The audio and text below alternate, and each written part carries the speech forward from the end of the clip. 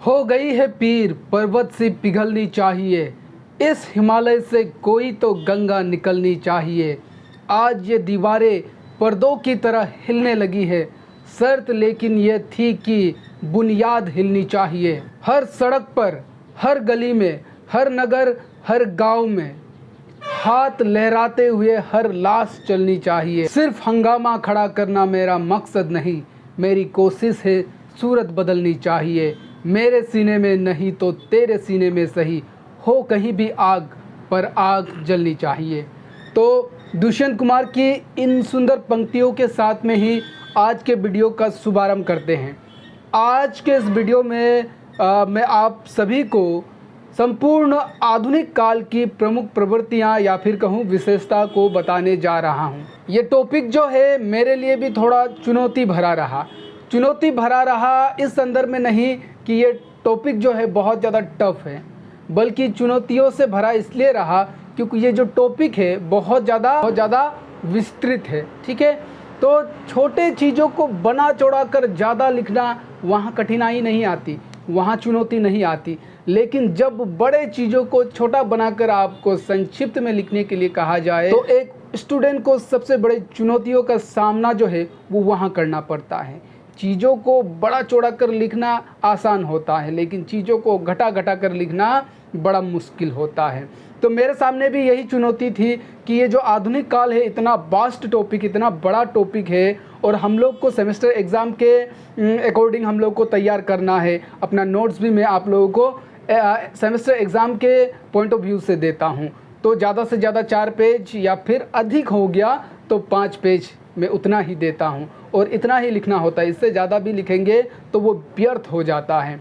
तो अब इतने बड़े टॉपिक को 4 पृष्ठों में बांध पाना मेरे लिए थोड़ा सा चुनौती भरा रहा, लेकिन फिक्र मत करिए, मैंने बड़े ही मेहनत के साथ में इस आंसर को इस तरह से ड्राफ्ट किया है कि अगर आप किसी भी परीक्षा में इस तरह से आधुनिक काल की प्रमुख प्रवृत्तियों को लिख कर आएंगे तो आईजी शपथ आपका मार्क्स जो है वो कोई नहीं काट सकेगा। और हाँ, वीडियो के लेंथ को देखकर, ये बहुत बड़ा वीडियो है, हो सकता है क्योंकि आधुनिक काल बहुत बड़ी टॉपिक है तो आपको लग रहा होगा कि सर का वीडियो 40-50 मिनट का है तो बहुत ज़्यादा लंबा है। तो इस भ्रम में मत रहिए, वीडियो भले ही लंबा है लेकिन नोट्स में आपको जितना देता हूँ, हर अन्य वीडियो में मैंने आपको जितना नोट्स दिया है इस वीडियो में भी उतना ही नोट्स दिया है। 10 बिंदु दिया है मैंने और ये बिल्कुल संक्षिप्त में दिया है और आप सेमेस्टर एग्ज़ाम में इसी तरह से लिखेंगे। बहुत ज़्यादा चीज़ों को बड़ा चौड़ा कर लिखने की कोई आवश्यकता नहीं है।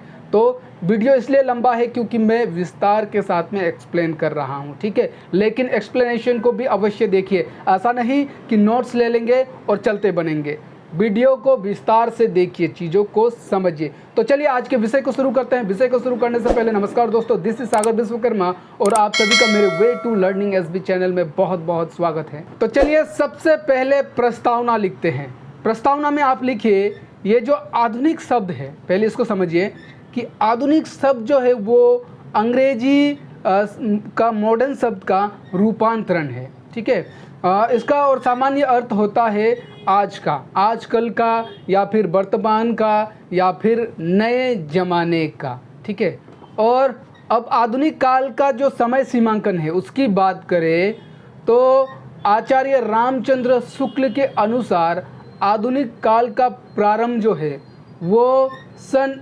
1843 ईस्वी से मानी जाती है। यहाँ मैं सन पे, ईस्वी पे बता रहा हूँ, संवत पे नहीं बता रहा हूँ। ठीक है, इसी को अगर हम संवत में निकालेंगे तो वो 1900 विक्रमी संवत हो जाएगा। तो आचार्य रामचंद्र शुक्ल के अनुसार, यहाँ मैंने नाम को मेंशन इसलिए किया, पश्चात आप लोग मुझसे ये प्रश्न करते हैं कि सर कहीं तो कुछ और डेट बताया गया है। तो यहाँ पर आचार्य रामचंद्र शुक्ल के अनुसार सन 1843 से आधुनिक काल का प्रारंभ जो है वो मानी जाती है। वहीं डॉक्टर नगेंद्र के अनुसार आधुनिक काल का प्रारंभ जो है वो 1857 मतलब कि 1857 ईस्वी से मानी जाती है। अब आधुनिक काल के समय सीमांकन को लेकर या फिर आधुनिक काल में जो उपकाव्य धाराएं हैं या फिर उप जो काल है उनको लेकर, उनके नामकरण को लेकर प्राय विद्वानों में मतभेद देखने को मिलता है।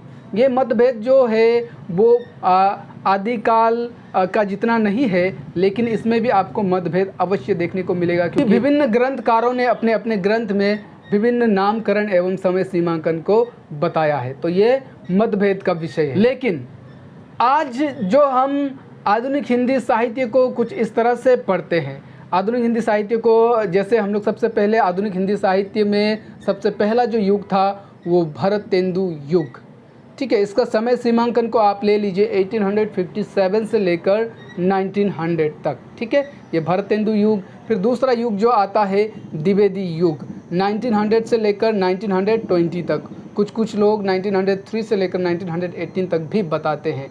उसी के साथ साथ छायावाद युग, छायावाद जो है वो 1920 से लेकर 1936 तक मानी जाती है।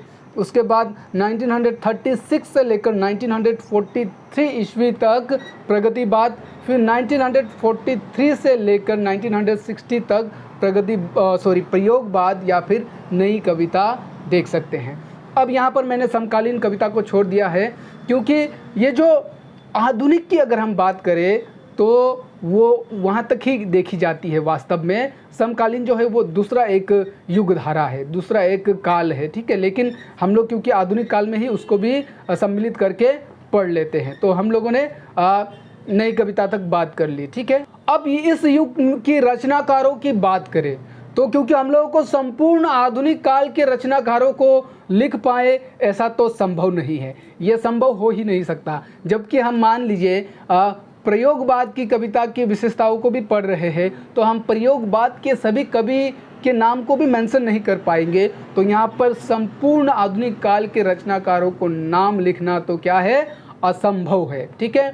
तो हम लोग कुछ मुख्य नाम की चर्चा कर लेते हैं, जैसे भरतेंदु हरिश्चंद्र, ठीक है, जो कि आपको भरतेंदु युग के प्रवर्तक के रूप में भी जाने जाते हैं। उसी तरह से महावीर प्रसाद द्विवेदी युग के प्रवर्तक के रूप में जाने जाते हैं। उसी में मैथिली शरण गुप्त एक अन्य बहुत बड़े रचनाकार के रूप में हमारे सामने आते हैं। फिर रामधारी सिंह दिनकर हो गए, जो कि प्रगतिवाद के कवि में गिने जाते हैं। उसी तरह छायावाद की बात करें तो छायावाद के 4 स्तंभ तो आपको पता ही होगा कि महादेवी वर्मा, सूर्यकांत त्रिपाठी निराला, सुमित्रा नंदन पंत और जयशंकर प्रसाद। उसी के साथ साथ अज्ञेय, हरिवंश राय बच्चन, धूमिल, धर्मवीर भारती, सर्वेश्वर दयाल सक्सेना इत्यादि आधुनिक काल के प्रमुख रचनाकारों में गिने जाते हैं। आधुनिक काल में एक से बढ़कर एक रचनाकार हुए और आवश्यकता अनुसार इन्होंने अपनी रचनाओं को लिखा। इतना लिखने के बाद में अब हम यहाँ पर रचनाओं का जिक्र नहीं कर सकेंगे, ठीक है, क्योंकि बहुत ज़्यादा बस्ट हो जाएगा, बहुत बड़ा हो जाएगा उत्तर। इसलिए बहुत ज़्यादा रचनाएं हैं तो किस किस को लिखे, एक को लिखेंगे तो दूसरा बुरा भी मान जाएगा ना। तो इसलिए यहाँ पर हम लोग रचनाओं की बात नहीं करेंगे। अंतिम लाइन में आप लिखिए कि अब आगे संपूर्ण आधुनिक काल की प्रमुख प्रवृत्तियां संक्षिप्त में निम्नलिखित है, ठीक है। हर वीडियो पे आपने देखा होगा, मेरे प्रमुख प्रवृत्तियां या फिर काव्यगत विशेषताओं वाले वीडियो में आपने देखा होगा कि अब आगे विस्तार पूर्वक निम्नलिखित है मैं लिखाता हूँ। वहाँ मैं विस्तार पूर्वक लिखाता हूँ, यहाँ पे मैं संक्षिप्त लिखा रहा हूँ। क्यों संक्षिप्त लिखा रहा हूँ, कारण आप जानते ही, क्योंकि यहाँ पर हम लोग संपूर्ण आधुनिक काल को लेकर चल रहे हैं, तो हम चीज़ों को संक्षिप्त में ही बात करेंगे। तो चलिए हम लोग संपूर्ण आधुनिक काल की सबसे पहली और प्रमुख प्रवृत्ति या फिर कहूँ विशेषता को देखते हैं। तो सबसे पहली विशेषता होगी देश प्रेम या फिर राष्ट्र प्रेम की भावना। यहाँ पर दोनों ही बिंदु को मैंने एक साथ लिख दिया है। हम कोशिश करेंगे कि ज़्यादा से ज़्यादा चीज़ों को एक साथ लेकर चलिए। अब देखिए, आधुनिक काल की बात करें तो पूरे आधुनिक काल में आप शुरू से लेकर भरतेंदु युग से लेकर साटोत्री कविता तक आप देखेंगे या फिर उससे आगे भी देखेंगे, तो वहाँ पर आपको देश प्रेम की भावना, राष्ट्र प्रेम की भावना प्रचुर मात्रा में देखने को मिलेगी, ठीक है। हर कवि ने अपनी रचनाओं में देश प्रेम या राष्ट्र प्रेम की चर्चा की ही की है, अवश्य ही की है। किसी ने कम किया, किसी ने बहुत ज़्यादा किया, लेकिन अवश्य ही किया है। यहाँ पर आपको पता भी होगा कि जो मैथिली शरण गुप्त थे और रामधारी सिंह जो दिनकर है, उनको राष्ट्र कवि के रूप में भी जाना जाता है। लेकिन यह सिलसिला ऐसा नहीं है कि मैथिली शरण गुप्त के युग से शुरू हुआ, द्विवेदी युग से शुरू हुआ। इसका प्रारंभ जो है वो भरतेंदु युग से ही देखने को मिलता है। भरतेंदु हरिश्चंद्र के कविताओं में, नाटकों में भी आपको राष्ट्र प्रेम, देश प्रेम की भावना जो है वो देखने को मिलेगा। उसी के साथ उस युग के अन्य रचनाकारों के रचनाओं में भी देखने को मिलेगा। उसी तरह द्विवेदी युग, छायावाद और प्रगति प्रयोगवाद में तो और बहुत ज़्यादा आपको देखने को मिलेगा। ठीक है, तो इन रचनाकारों का मुख्य उद्देश्य था लोगों के प्रति, लोगों के हृदय में देश के प्रति प्रेम भाव को जगाना और राष्ट्र को आज़ाद कराना। उस समय कौन सा समय था? ब्रिटिश का शासन काल था। और जो ज़्यादातर रचनाकार, ठीक है, आज़ादी से पहले के जितने भी रचनाकार हुए, उन रचनाकारों का मुख्य उद्देश्य जो रचना का रहता था वो रहता था कि ब्रिटिश शासन को यहाँ से जड़ से उखाड़ कर फेंकना। ठीक है, तो वहाँ पर हमें देश प्रेम की भावना, राष्ट्र प्रेम की भावना देखने को मिलता है। आपने एक कविता तो विद्यार्थी जीवन में पढ़ा ही होगा कि पुष्प की अभिलाषा, बड़ा राष्ट्र प्रेम से परिपूर्ण कविता है। उसी तरह मैथिली शरण गुप्त की भारत भारती संपूर्ण राष्ट्र कविता से प्रयुक्त कविता है। तो यहाँ पर इस बिंदु पर अगर आपको उदाहरण लिखना होगा तो मैं 2 उदाहरण दूंगा, आप उस 2 ही उदाहरण को लिखिए, या फिर समय का अभाव हो रहा है तो आप दोनों में से किसी एक को भी लिख सकते हैं। पहली पंक्ति है ये मैथिली शरण गुप्त की भारत भारती से ली गई पंक्ति है। जिसको न निज गौरव तथा निज देश का अभिमान है, वो नर नहीं नर पशु निरा और मृतक समान है। कि जिसके हृदय में अपने गौरव और अपने देश के प्रति प्रेम नहीं है, वो इंसान मृतक समान है। तो ये मैथिली शरण गुप्त की पंक्तियां हैं। यहीं पर आप लोग और एक उदाहरण लिखिए। ये पंक्ति जो है आचार्य भरतेंदु हरिश्चंद्र की पंक्तियां हैं कि जो भारत देश में रहियो सबसो उत्तम देश, ताही भारत में रहियो अब नहीं सुख कलेश। मतलब कि ये जो भारतवर्ष है, भारत जो देश है, ये सभी देशों में सबसे उत्तम देश मानी जाती है। लेकिन अब भारत की दुर्दशा कैसी है? यहाँ की जो खुशहाली है वो अब बिल्कुल भी नहीं है। तो ये भरतेंदु हरिश्चंद्र की पंक्ति है। ओके, अब आधुनिक काल की दूसरी प्रमुख प्रवृत्ति की बात करूं, या भी ऐसा कहूं कि सबसे प्रमुख विशेषता वो है विभिन्न गद्य विधाओं का आगमन। जी हाँ, सही सुना आपने। ये जो गद्य विधाएं है इसको भी आप विशेषता के रूप में लिख सकते हैं। क्यों लिख सकते हैं? क्योंकि ये आधुनिक काल की देन है। आधुनिक काल से ही हिंदी साहित्य जगत में गद्य विधाओं का आगमन होता है। तो ये प्रत्यक्ष और अप्रत्यक्ष रूप से आधुनिक काल की विशेषताओं में से एक है और सबसे महत्वपूर्ण विशेषता है। ठीक है, तो आपको पता होगा कि आधुनिक काल का प्रारंभिक युग जो था वो भरतेंदु युग था। भरतेंदु युग के प्रवर्तक कौन थे? आचार्य भरतेंदु हरिश्चंद्र जी। आचार्य भरतेंदु हरिश्चंद्र जी के आगमन ने हिंदी साहित्य जगत में गद्य विधाओं को उत्पन्न किया। ऐसा भी कहूँ तो गलत नहीं होगा। ठीक है, उनके आगमन से ही हिंदी साहित्य जगत में गद्य विधाओं का भी आगमन होता है। वो खुद एक बड़े नाटककार के रूप में जाने जाते हैं। ठीक है, तो उनसे प्रेरणा लेकर उसी युग में और बहुत सारे उनके जो अन्य रचनाकार थे उन लोगों ने भी गद्य लिखा। तो भरतेंदु युग से गद्य रचनाओं का जो उदय होता है और उसका विकास जो है वो प्रारंभ हो जाता है और आगे चलकर गद्य विधाएं जो है वो विभिन्न रूप धारण कर लेते हैं। जैसे नाटक की बात तुमने कर ली, उसके बाद उपन्यास, कहानी, निबंध, आलोचना, एकांकी, आत्मकथा, जीवनी इत्यादि विभिन्न गद्य विधाओं का आगमन होता है। और आधुनिक काल के जो साहित्यकार थे, जो रचनाकार थे, उन सभी रचनाकारों ने कविता के साथ साथ अन्य गद्य विधाओं में भी लेखनी की है। ऐसा शायद ही आधुनिक काल में कोई रचनाकार होगा जिसने केवल कविता लिखी हो या फिर जिसने केवल कहानी लिखी हो। मतलब कोई कवि है तो वो कविता भी लिख रहा है और समय और आवश्यकता अनुसार वो कहानी भी लिखते हुए नज़र आएगा आपको, और कहीं कहीं नाटक लिखते हुए, निबंध लिखते हुए भी नज़र आएगा। हो सकता है हर क्षेत्र में वो हाथ नहीं डाल पाया होगा, लेकिन कुछ न कुछ क्षेत्र को उसने अवश्य ही छुआ होगा। तो आधुनिक काल की सबसे प्रमुख प्रवृत्तियों की बात करें तो विभिन्न गद्य विधाओं का आगमन भी आधुनिक काल का एक महत्वपूर्ण प्रवृत्ति है। ओके, अब आधुनिक काल की तीसरी और सबसे प्रमुख प्रवृत्ति की बात करें तो वो है विभिन्न युग। आप सोच रहे होंगे कि आज सर को क्या हो गया है, आज सर किस किस तरह का बिंदु बनाकर मुझे पढ़ा रहे हैं। दोस्तों, मैं बिल्कुल सही बिंदु बनाकर ही पढ़ा रहा हूँ। गद्य विधा भी प्रत्यक्ष और अप्रत्यक्ष दोनों ही रूप से वो आधुनिक काल की विशेषता है। इस बात को कोई भी एग्जामिनर झुठला नहीं सकता। उसी के साथ साथ में ये जो विभिन्न युग है ये भी आधुनिक काल की विशेषता है, प्रवृत्ति है। प्रवृत्ति का मतलब क्या है? फीचर्स। फीचर्स का मतलब क्या होता है कि कोई भी चीज़ है उस चीज़ का क्या क्या क्वालिटीज़ है। तो हम लोग पूरे आधुनिक काल की बात कर रहे हैं। तो ये आधुनिक काल जो है, आपने देखा होगा कि आधुनिक काल एक सीमित काल है, ठीक है, जिसका प्रकाशन, जिसका प्रारंभ जो है वो लगभग 1843 या फिर 1857 से मानी जाती है। और अब समय हुआ ही कितना है, ठीक है। वहीं उसी की बात करूँ तो हम लोग लगभग 1960 तक ही आधुनिक काल मान के आगे को फिर समकालीन भी मानते हैं।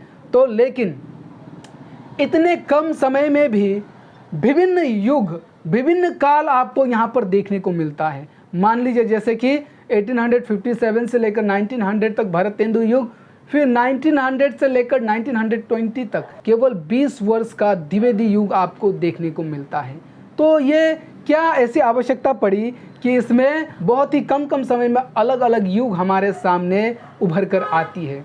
इसकी बात कहें तो ये आवश्यकता अनुसार आई, ठीक है।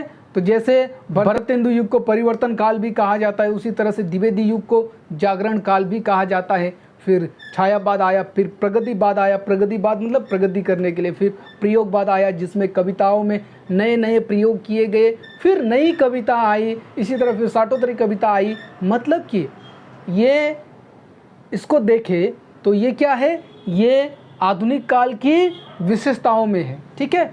कहीं कहीं तो आपको ये भी देखने को मिलेगा, अगर आप गूगल पे सर्च करेंगे या कहीं आप किसी के यूट्यूब के वीडियो में आपको देखने को मिलेगा कि अगर आपने वहाँ पर टाइप किया आधुनिक काल की प्रमुख प्रवृत्तियाँ, आधुनिक काल की विशेषताएं, तो आपको, बल्कि ये मैं जिस तरह से सामाजिक चेतना, राजनीतिक चेतना पढ़ा रहा हूँ, ऐसा ना पढ़ाकर आपको आधुनिक काल की विशेषताएं, भारतेंदु युग, द्विवेदी युग, छायावाद, प्रगतिवाद, प्रयोगवाद, नई कविता, इस तरह से आपको पढ़ाया जाएगा। तो यहाँ उसी का सिर्फ जिक्र किया जाएगा। लेकिन हम लोगों ने क्या किया, इसको एक पॉइंट बनाकर इसको इसमें सीमित कर दिया कि हम कोशिश कर रहे हैं, भले ही हम 4 पृष्ठों का लिखेंगे लेकिन हम लोग कोशिश करेंगे कि सभी चीज़ों को छो ले, ठीक है, सभी चीज़ों को यहाँ पर हम लोग सम्मिलित कर ले।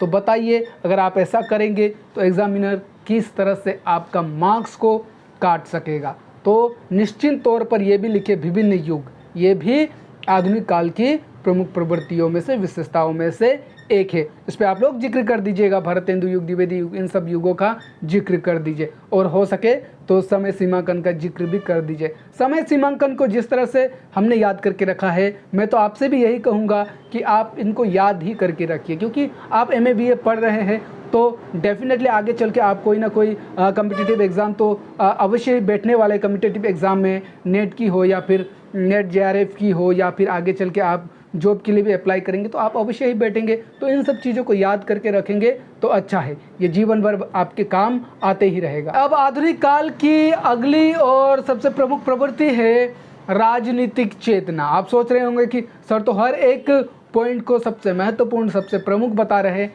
अरे भाई, प्रमुख ही बताऊंगा ना, मैं आपको केवल 10 लिखा रहा हूँ तो मान के चलिए ये 10 के 10 पूरे प्रमुख है। और इट डजंट मीन डेट कि इसके अतिरिक्त जो मैं नहीं भी पढ़ा रहा हूँ वो प्रमुख नहीं है, वो भी प्रमुख ही होंगे, ठीक है।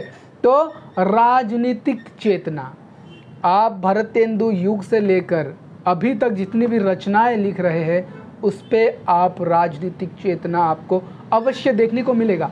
फिर वो चाहे काव्य हो या फिर चाहे गद्य हो, पद्य हो या फिर गद्य हो, वहाँ पर आपको राजनीतिक चेतना अवश्य देखने को मिलेगा। दरअसल ये जो रचनाकार होते हैं वो लोग क्या है, वो ये जो साहित्य है, ये जो रचनाकार है वो समाज का दर्पण है, ठीक है। और जबकि वो समाज का दर्पण है, ना कहीं वो लोग समाज के परिस्थिति, समस्याओं को ही अपने रचनाओं द्वारा दिखाते हैं।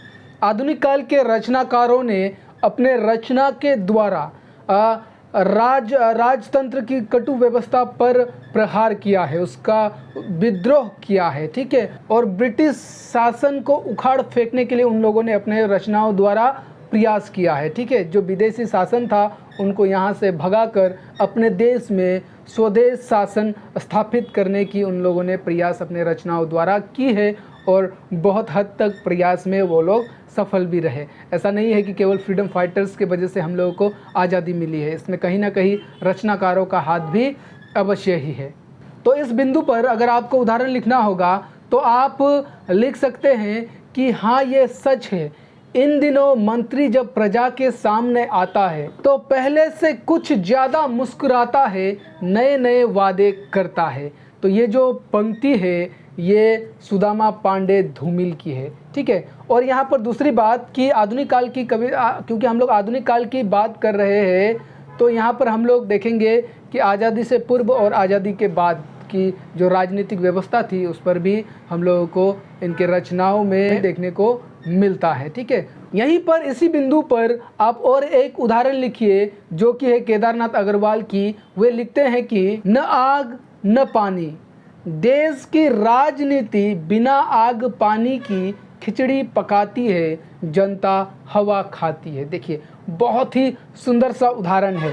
यहाँ पर आपको चीज़ को समझ में नहीं आया होगा, बात खिचड़ी की कर रहे हैं, आग पानी की कर रहे हैं वो, लेकिन राजनीतिक व्यवस्था पर वो सवाल खड़ा कर रहे हैं कि अभी का वर्तमान समय का जो राजनीतिक स्थिति है वो कैसा है कि बिना आग पानी की खिचड़ी पका रहे हैं। अब बिना आग और पानी के अगर कोई बर्तन में वो खिचड़ी पका रहे हैं तो जाहिर सी बात है वो जो बर्तन है वो खाली ही है, ठीक है। तो खाली है तो उसमें क्या भरा होगा, हवा भरा होगा। अब उसमें हवा भरा है तो वो जनता को क्या खिलाएंगे, हवा खिलाएंगे।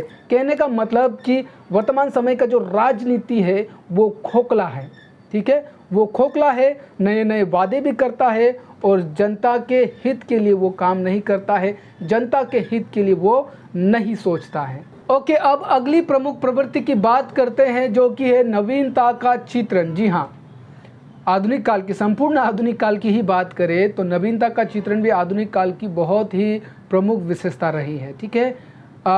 जैसे मैंने कहा कि भरतेंदु युग को परिवर्तन काल भी कहा जाता है, ठीक है। उसी तरह से द्विवेदी युग को जागरण काल भी कहा जाता है, जगाने की प्रक्रिया हुई उसमें जनता को जगाने की, ठीक है। और भरतेंदु युग में परिवर्तन लाने की हुई। उसी तरह छायावाद में भी आपको नए नए प्रयोग देखने को मिलते हैं, ठीक है, नए नए प्रकार की कविताएँ देखने को मिलती है। इसके साथ साथ प्रगतिवाद और प्रयोगवाद की बात करें तो इसमें तो कविताओं में बहुत सारे नए प्रयोग किए गए। तो आधुनिक काल जो है वो नएपन का काल था। आधुनिक काल के रचनाओं में आपको बहुत नए नए प्रयोग भी देखने को मिलेंगे, ऐसा भी कहूँ कि हर क्षेत्र में।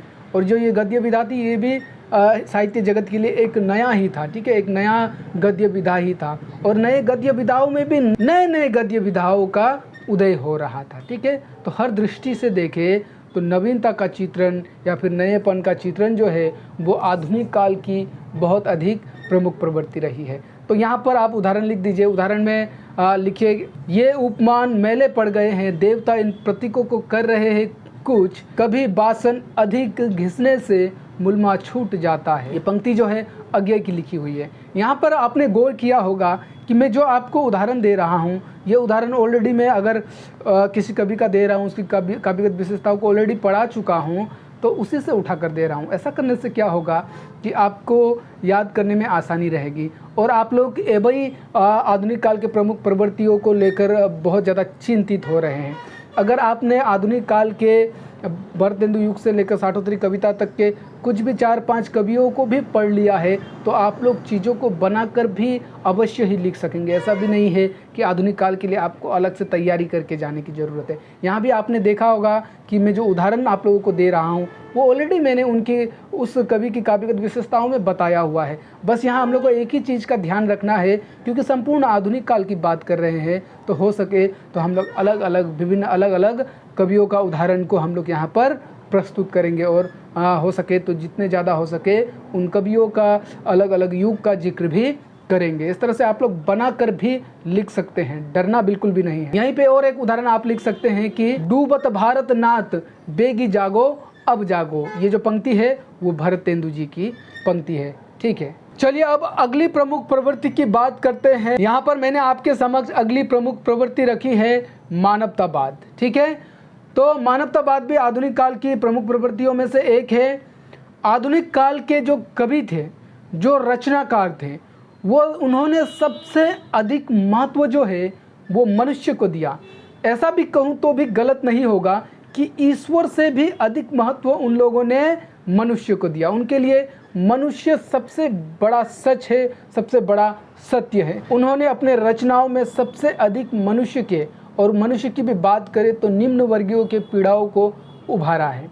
उन्होंने अपने रचनाओं द्वारा मनुष्य में मनुष्यता की भावना भरने का प्रयास किया है, मानवतावाद की भावना भरने का प्रयास किया है कि एक मनुष्य को किस तरह का मनुष्य होना चाहिए, उसमें किस तरह की मनुष्यता होनी चाहिए। मनुष्यता से कविता भी याद आ गई। मनुष्यता कविता कक्षा 10वीं में है मैथिली शरण गुप्त की, कि विचार लो कि मृत्यु हो ना मृत्यु से डरो कभी, मरो परंतु यूँ मरो कि याद जो करे सभी। ठीक है, तो वहाँ पर वो विभिन्न दानवीरों का, कर्ण का, दधीचि का, एक्सेट्रा का उदाहरण देकर चीज़ों को समझाते हैं कि अगर ये जो शरीर है वो मरना ही है तो मरने से फिर डरना क्यों है, और जब मरना तय है तो ऐसे मरो कि मरने के बाद भी लोग तुम्हें याद करें।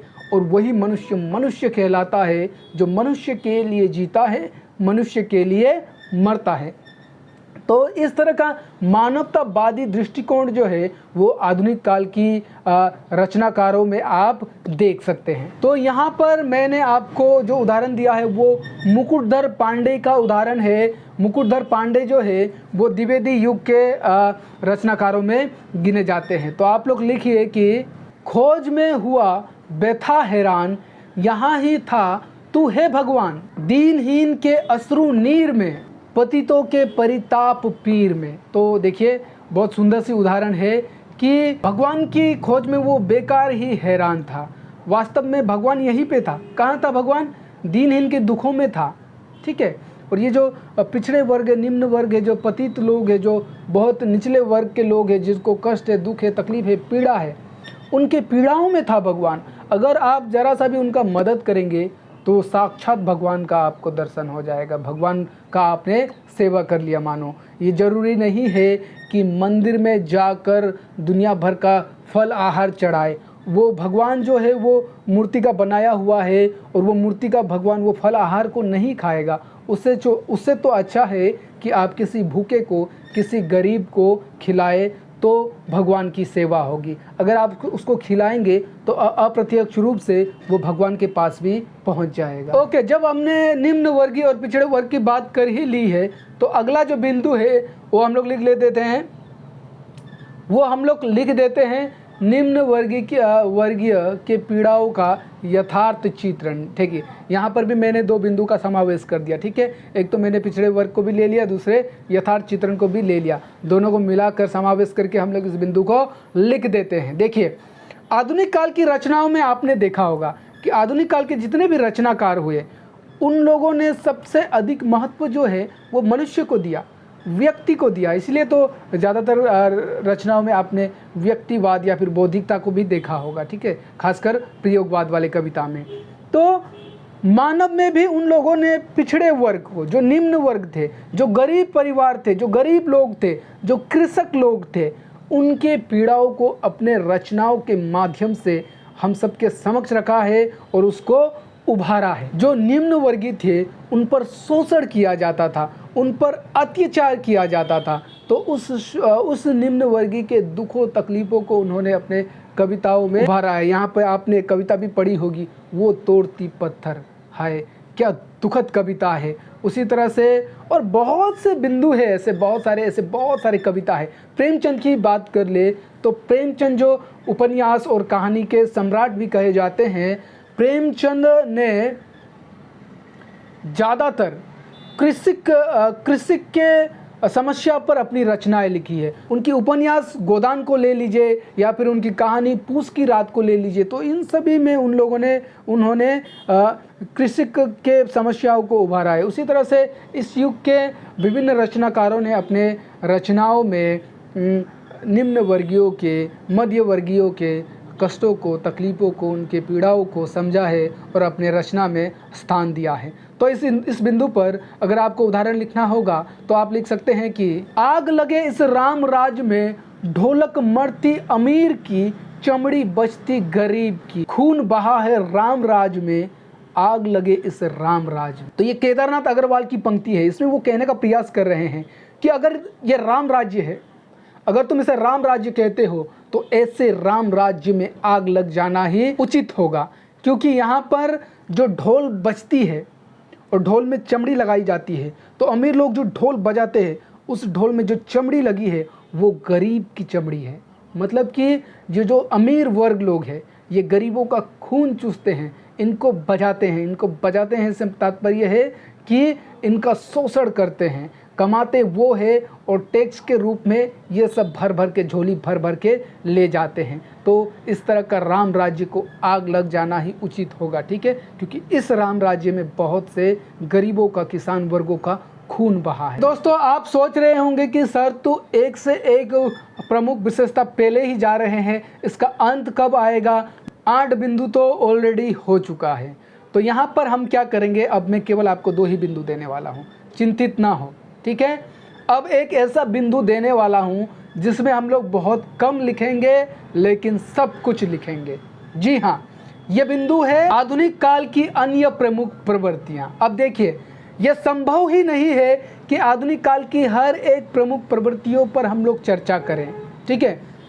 अभी तक हम लोगों ने जो पढ़ा वो महत्वपूर्ण था, लेकिन इसके अतिरिक्त भी बहुत सारे महत्वपूर्ण बिंदु हम लोगों से छूट गए हैं और वो छूटेगा ही छूटेगा, क्योंकि हम लोग इतना ज़्यादा नहीं लिख पाएंगे। अगर हम पुस्तक लिख रहे हैं या फिर अपने समझ के लिए लिख रहे हैं तो अलग बात है। एग्ज़ाम के अकॉर्डिंग, एग्ज़ाम के रिगार्डिंग हम लोग लिख रहे हैं तो हम लोग को कम लिखना है, 4-5 पृष्ठ ही लिखना है। तो ये जो बिंदु मैंने दिया, इस बिंदु पर अब हम लोग आधुनिक काल में जितनी भी प्रमुख प्रवृत्तियाँ हैं उनकी चर्चा करेंगे, ठीक है।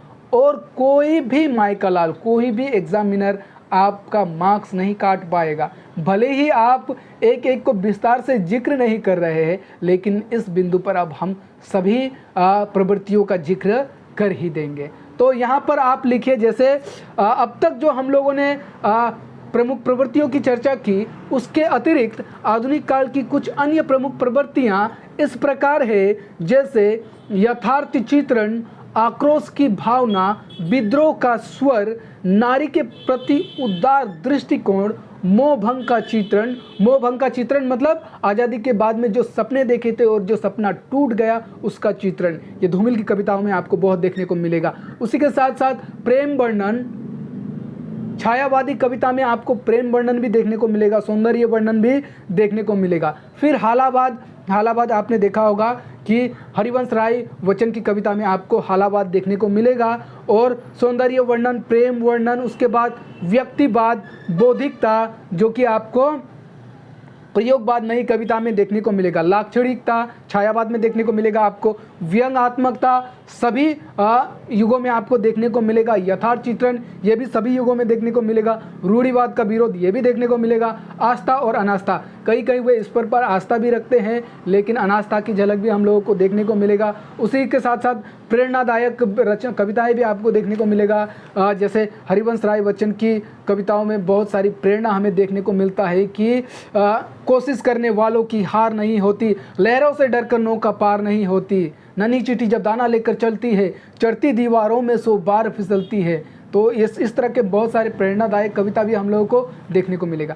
अभी भी बहुत सारा बिंदु हो सकता है हम लोगों से छूट गया होगा, तो आप लोग क्या कर दीजिए, इत्यादि लगा दीजिए। बस इतना लिखने के बाद भी अगर कोई एग्जामिनर आपका मार्क्स काट देगा तो वो आपकी भूल नहीं है, वो एग्जामिनर की ही भूल है, लेकिन सज़ा शायद आपको मिलेगा, लेकिन निश्चिंत रहिए आपका मार्क्स नहीं काटा जाएगा। अब हम लोग अंतिम बिंदु पर बात करेंगे, वो है कला पक्ष। वैसे तो कला पक्ष के अंदर भी बहुत सारे बिंदु बनाकर लिखा जा सकता है, लेकिन हम लोग केवल कला पक्ष लिखकर उसी में हम लोग संक्षिप्त में इसकी चर्चा करेंगे। उससे पहले मैं एक बात कहना चाहूँगा, कुछ जो सब्सक्राइबर है उनका कमेंट आया था, या फिर सब्सक्राइबर है भी या नहीं भी है वो भी पता नहीं है, कि सर आप पॉइंट पर आइए, या फिर आप बहुत ज़्यादा इधर उधर की बातें करते हैं।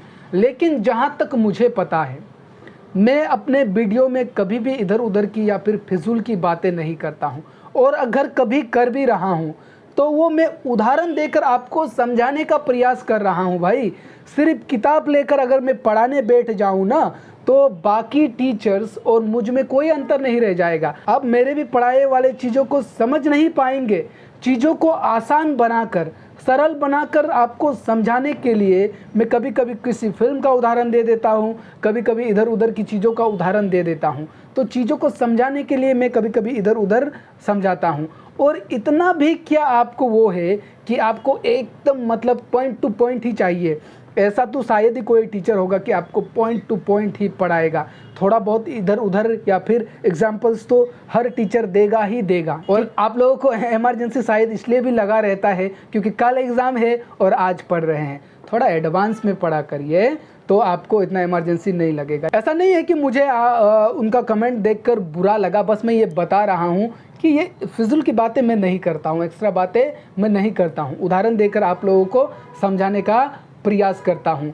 और दूसरी बात कि मैं अगर अपने चैनल के बारे में सब्सक्राइब, लाइक, कमेंट, वो भी मैं खासकर अंतिम में ही बोलता हूँ, शुरू में नहीं बोलता हूँ ताकि आप लोग विषय से भटक जाएंगे, इसलिए मैं नहीं बोलता हूँ। किसी किसी वीडियो में शायद कह दिया कभी, लेकिन अधिकतर मैं अंतिम में ही कहता हूँ। और आप क्या चाहते हैं कि मैं आप लोगों को पढ़ा भी रहा हूँ, मान लीजिए कि आप लोगों को तो मैं फ्री एजुकेशन दे रहा हूँ ना, आप लोगों से पढ़ाने के लिए तो मैं 1 रुपये भी नहीं ले रहा हूँ। यूट्यूब से मुझे जो थोड़ा बहुत 1-2 बार मिला है वो मिला है, उसके लिए मैं बहुत मेहनत भी तो कर रहा हूँ।